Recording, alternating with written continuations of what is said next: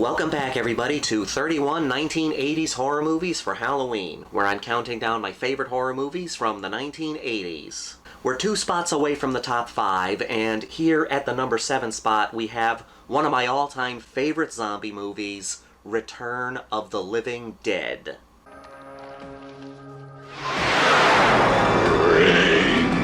So, as somebody who used to be a huge zombie fan, but then got kind of sick of the genre as we just kept getting bombarded with zombie-related material, I absolutely adore Return of the Living Dead. And the reason that Return of the Living Dead sort of beats out all the Romero zombie movies, or the Romero-style zombie movies, is because this movie is so different from all the other zombie movies. The Return of the Living Dead and Return of the Living Dead movies are unique zombie movies in a genre where a lot of zombie movies feel kind of the same. Son of a bitch!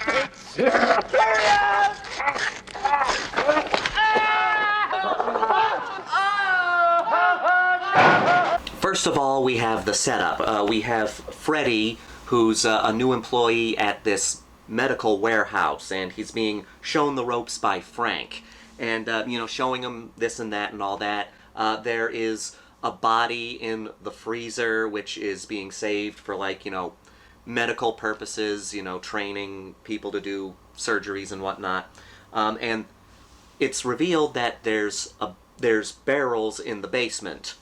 Frank talks about how the movie Night of the Living Dead was based on an actual case, and the bodies from the incident are in that warehouse in these barrels. Long story short, some gas from these barrels is leaked out into the warehouse. One thing leads to another, and we have zombies all over the place.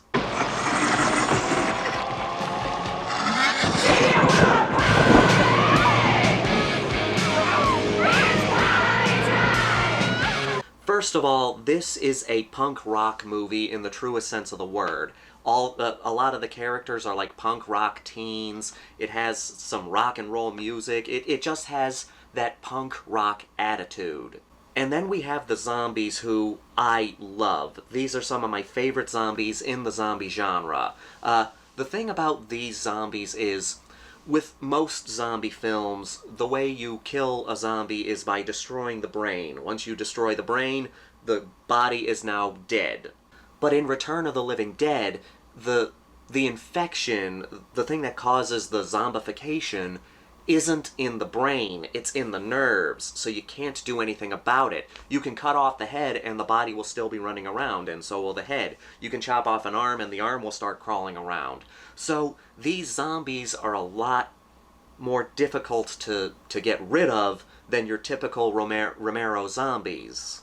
Certain that this will get rid of everything and do the trick? I mean, nothing left. Nothing but a little bitty pile of ashes. Well, we don't even want the ashes, eh? Then I'll turn it up higher and we'll burn up the ashes too. And the main thing I love about these zombies is that they're for me, they're a much bigger threat than your typical zombies. They can think, they can talk, they can set traps, they can run. So you have these zombies that are essentially thinking, conscious beings, but they need to eat human brains. The way it's set up with these zombies is they feel pain from being dead. They can feel themselves rot, and basically being dead is incredibly painful, and the only thing that can relieve that pain is eating human brains. The pain! What about the pain? The pain of being dead. That creates an extra layer to these zombies, because some of these people who die are still the people they were, but this pain from being dead becomes so immense that they have to kill in order to relieve this pain. And again, because the infection is in the nerves, they can't die that easily. So they can't really die, they can still feel pain from being dead, and they have to kill to relieve that pain. Return of the Living Dead is another one of those horror comedies where it has its funny moments, but horror is the point of it. As goofy as some of the scenarios are, it is a very dire situation. Zombies that can't really be killed that easily, screaming for human brains. You have the Tar Man in here, who is one of my all-time favorite zombies. If he's not number one, he's damn close. I just love the design, you know, this basically skeletal figure with its skin melting off of it.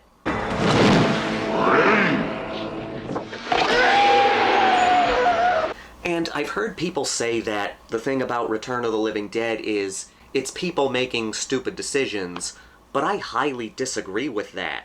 The characters in this movie make rational decisions, decisions that anybody would make in this situation. There is the one stupid thing where they cause the barrel to leak and they don't call the number on the barrel.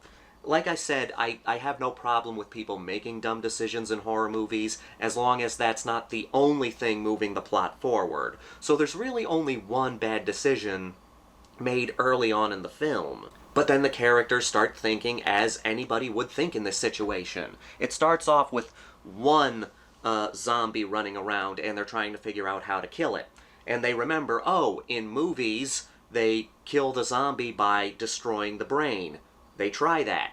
It doesn't work.